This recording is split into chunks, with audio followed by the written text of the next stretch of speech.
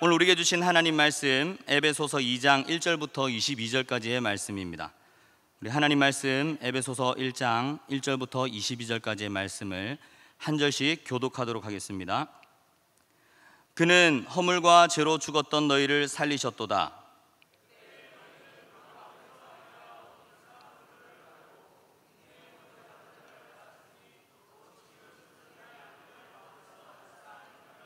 전에는 우리도 다 그 가운데서 우리 육체의 욕심을 따라 지내며 육체와 마음에 원하는 것을 하여 다른 이들과 같이 본질상 진노의 자녀였더니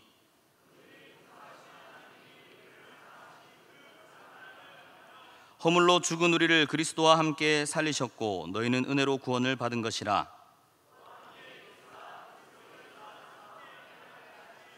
이는 그리스도 예수 안에서 우리에게 자비하심으로써 그 은혜의 지극히 풍성함을 오는 여러 세대에 나타내려 하심이라.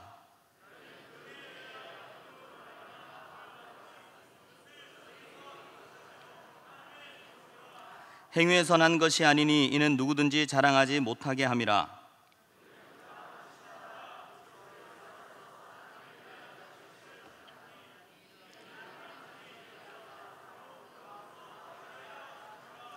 그러므로 생각하라. 너희는 그때 육체로는 이방인이요 손으로 육체에 행한 할례를 받은 무리라 칭하는 자들로부터 할례를 받지 않은 무리라 칭함을 받은 자들이라.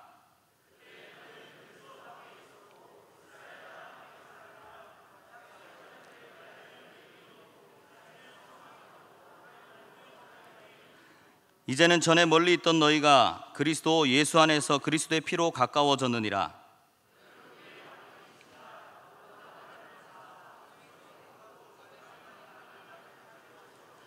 법조문으로 된 계명의 율법을 폐하셨으니 이는 이 둘로 자기 안에서 한 새 사람을 지어 화평하게 하시고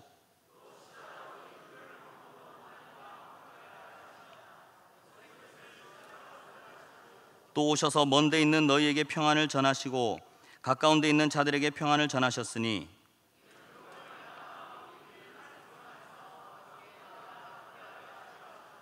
그러므로 이제부터 너희는 외인도 아니요 나그네도 아니요 오직 성도들과 동일한 시민이요 하나님의 권속이라. 너희는 사도들과 선지자들의 터 위에 세우심을 입은 자라. 그리스도 예수께서 친히 모퉁이 돌이 되셨느니라. 그의 안에서 건물마다 서로 연결하여 주 안에서 성전이 되어가고 너희도 성령 안에서 하나님이 거하실 처소가 되기 위하여 그리스도 예수 안에서 함께 지어져 가느니라. 아멘. 할렐루야. 예수님 믿으십니까? 예수님 믿는 저와 여러분들은 천국 백성이 된 줄로 믿습니다. 구원받은 줄로 믿습니다. 다시 한번 여쭙겠습니다. 예수님 믿으십니까?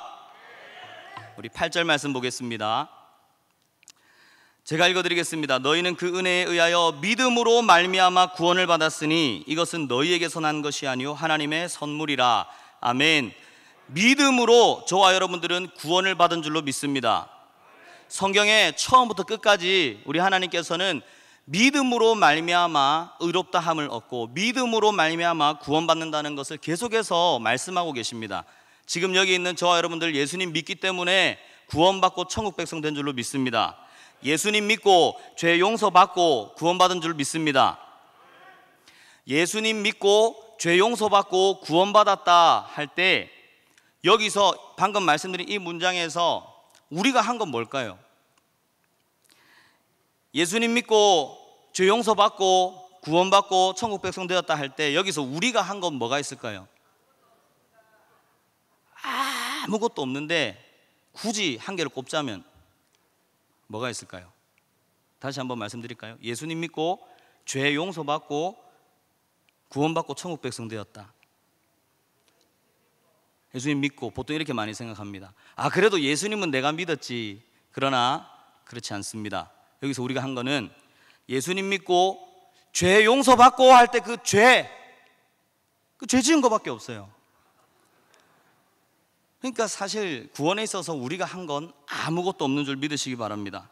우리 8절 말씀 다시 한번 볼까요? 아까 믿음 구원의 색깔을 칠해놨는데 이제는 다시 한번 읽어볼 때 이 색깔 있는 부분을 큰 목소리로 한번 읽어보겠습니다. 시작. 너희는 그 은혜에 의하여 믿음으로 말미암아 구원을 받았으니 이것은 너희에게서 난 것이 아니요 하나님의 선물이라. 아멘. 믿음으로 말미암아 구원을 받았지만 이 믿음도 그 은혜에 의하여 받은 것인 줄 믿으시기 바랍니다. 은혜에 의하여 거저 주신 것입니다. 우리가 무언가, 나는 내 입장에서는 내가 믿었다 하지만 내가 믿을 수 있는 것도 하나님의 은혜라는 것입니다. 그리고 이것은 하나님의 선물이다 라고 표현하고 있습니다. 선물은 언제 받는 겁니까? 누가 누구한테 주는 겁니까? 선물은 뭔가 잘했을 때 받는 겁니까? 그렇지 않습니다. 우리 주일학교 아이들에게 자 이거 퀴즈 내고 잘하면 선물 준다라고 하지만 사실 그 선물 아니잖아요. 상이잖아요. 상. 우리가 잘해서 받는 것은 상급입니다. 상입니다. 그러나 선물은 관계를 생각해서 주는 것이 선물입니다.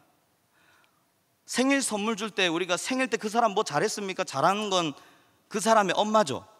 그 사람의 아빠죠. 그 사람이 뭘 잘했다고 선물을 줍니까? 그 사람과의 나와의 관계를 생각할 때 선물을 주는 것입니다. 아빠 여행 갔다 올 때 내 선물 사와.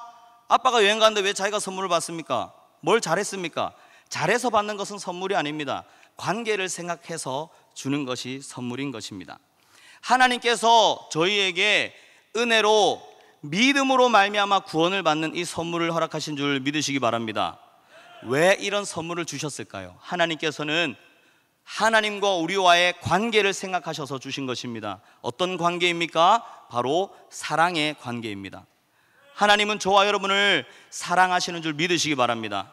우리를 사랑하시기 때문에 선물로 믿음을 주시고 그 믿음으로 말미암아 구원을 얻게 하신 것입니다. 종교개혁자들의 구호가 있습니다. 세 가지가 있는데요, 이 세 가지에 두 가지를 붙여서 5가지로 말하기도 합니다. 5가지로 하면서 10가지를 했네요. 5가지 말하기도 합니다. 무엇입니까? 오직 성경, 오직 성경입니다.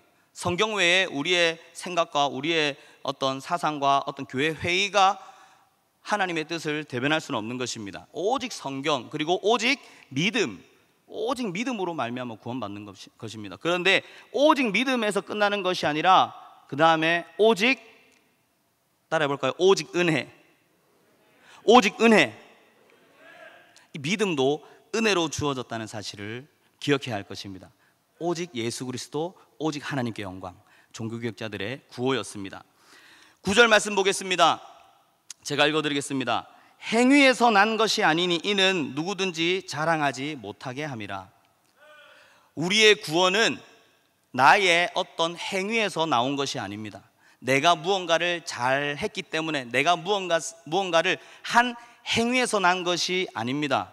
오직 은혜로 하나님의 선물로 주어진 것이 구원입니다. 그래서 하나님께서는 우리가 자랑하기를 원치 않으십니다. 모든 영광은 오직 하나님께만 돌려야 할 줄 믿습니다.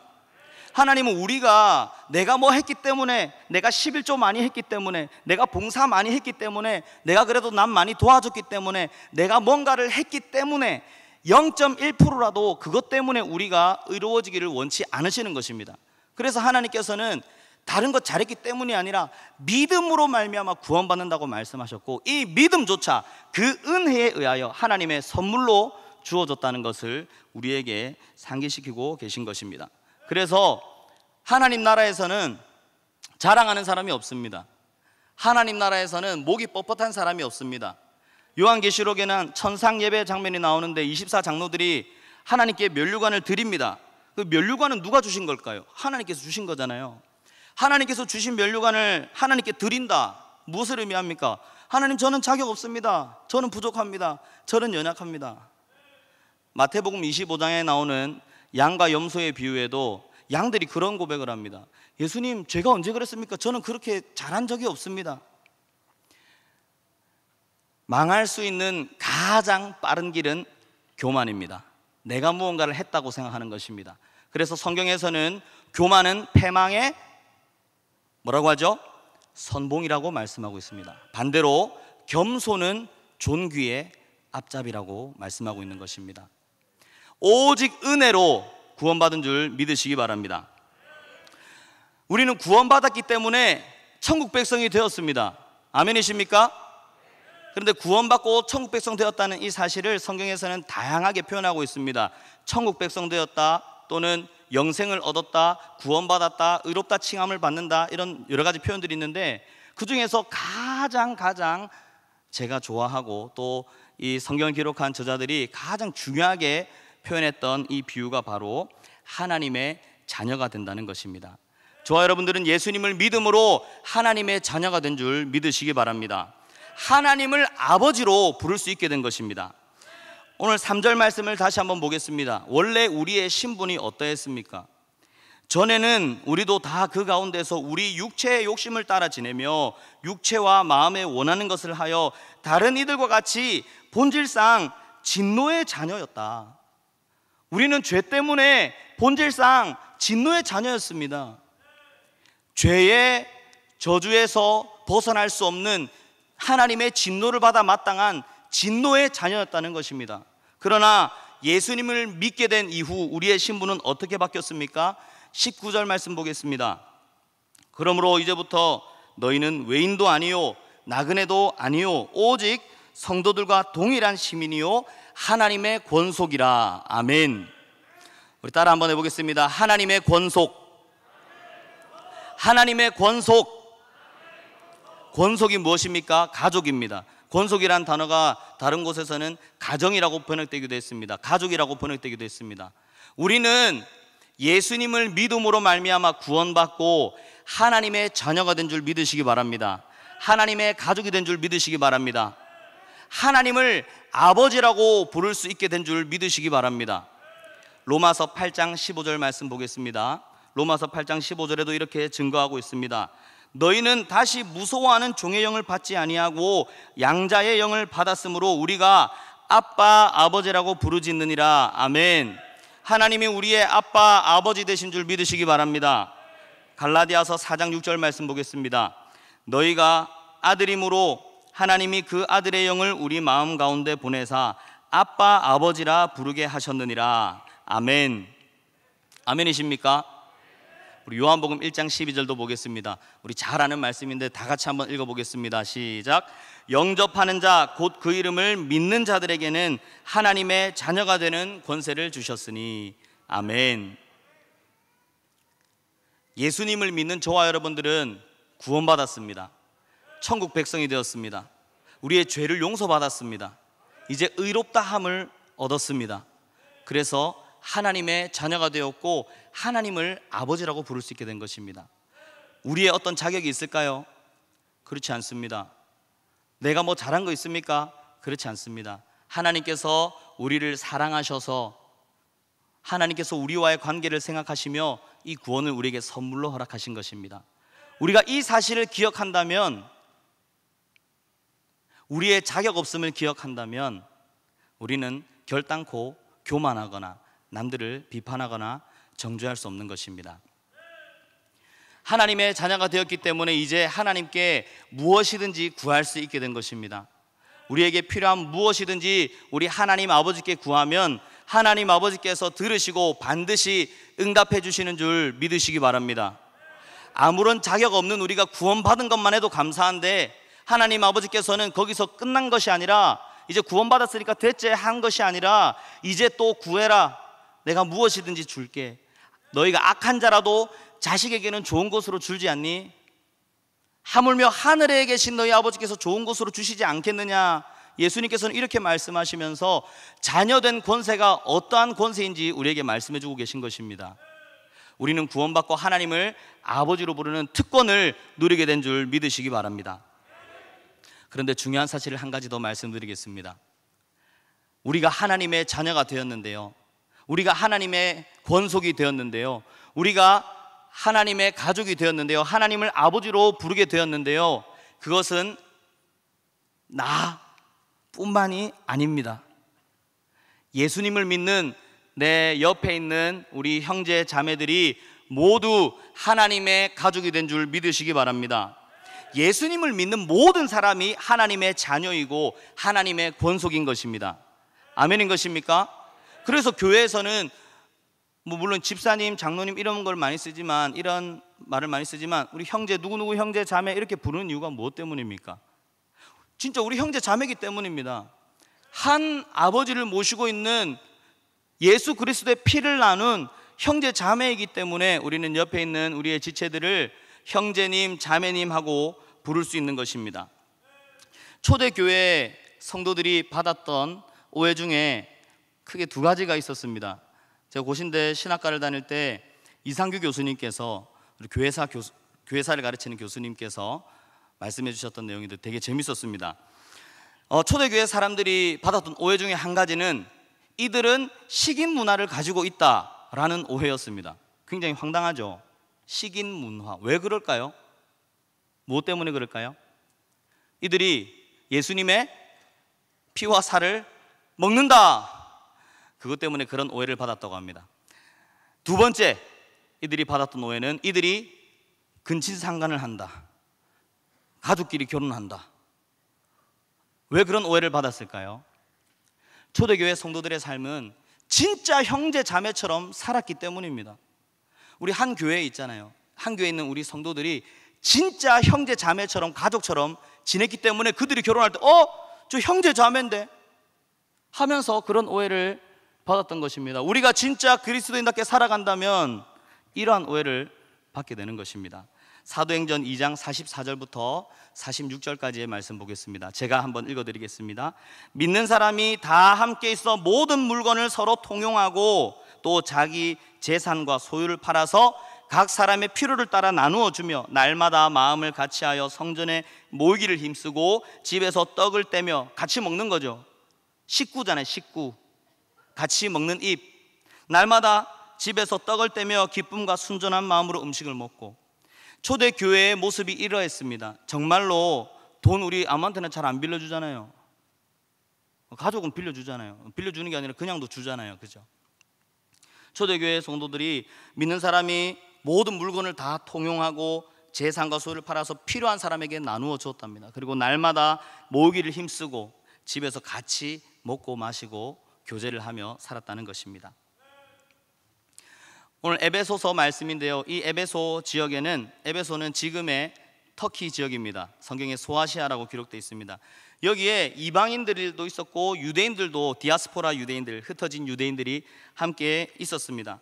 그래서 항상 이 초대교회 때 큰 문제 중에 한 가지가 뭐였냐면 이 유대인과 이방인이 하나 되지 못하는 일들이 많았던 것입니다. 그런데 사도 바울은 오늘 본문을 통해서 이렇게 말씀하고 있습니다. 11절 말씀입니다. 이 에베소에 있는 이방인 성도들을 향해서 이렇게 말씀하고 있습니다. 그러므로 생각하라, 너희는 그때에 육체로는 이방인이요 손으로 육체에 행한 할례를 받은 무리라 칭하는 자들로부터, 되게 길죠. 그러니까 할례 받은 사람들로부터 너희들은 할례 받지 않았다, 할례 받지 않은 무리다 라는 칭함을 받은 사람들이다. 12절, 그때 너희는 그리스도 밖에 있었고 이스라엘 나라 밖의 사람이라. 약속의 언약들에 대하여는 외인이고 세상에서 소망이 없고 하나님도 없는 자였다. 이제는 전에 멀리 있던 너희가 그리스도 안에서 그리스도의 피로 가까워졌느니라. 아멘이십니까? 아멘. 14절, 그는 우리의 화평이신지라. 예수님은 우리의 화평이 되시는 줄 믿으시기 바랍니다. 둘로 하나를 만드사 원수된 것 곧 중간에 막힌 담을 자기 육체로 허시고, 예수님께서 십자가에서 죽으시면서 막힌 담을 허셨습니다. 유대인과 이방인 사이에 있었던 이 담을 예수님의 육체로 허셨습니다. 예수님의 피로 이들은 하나가 될 수 있었습니다. 한 가족이 되었다는 것입니다. 15절 말씀 보겠습니다. 법조문으로 된 계명의 율법을 폐하셨으니 이는 이 둘로 자기 안에서 한 새 사람을 지어 화평하게 하시고. 이제는 유대인이 아니라 이방인이 아니라 한 새 사람을 지었다는 것입니다. 한 새로운 인류를 지었다는 것입니다. 무엇입니까? 바로 교회입니다. 이제는 나는 유대인이다, 너희는 이방인이야. 유대인, 이방인이 아니라 한 새 사람을 창조하셨는데 그것이 무엇입니까? 바로 교회입니다. 예수님의 피로 하나가 된, 하나님을 아버지로 부르는 한 가족, 하나님의 가족, 하나님의 권속이 된 것입니다. 우리는 하나님의 권속입니다. 아멘이십니까? 그런데 하나님의 권속이 되는 과정에서 우리가 무언가를 노력하고 애쓰고 나는 이걸 했기 때문에 하나님의 가족이 되었다라고 한다면 다른 사람들이 그렇게 못할 때 조금 뭐라 할 수도 있겠죠. 그러나 우리가 하나님의 권속이 될 때 우리가 한 것은 뭐밖에 없다고요? 죄. 용서 안 받은 그 죄 지은 것밖에 없어요. 그러니까 우리는 잘한 건 하나도 없고 못한 거 하나 있는 겁니다. 옆에 있는 우리 귀하고 귀한 형제 자매들이 하나님의 가족인 것을 기억하시기 바랍니다. 제가 잘 몰랐는데요, 우리 고등부 친구들이 저를 흉내내면서 이렇게 하더라고요.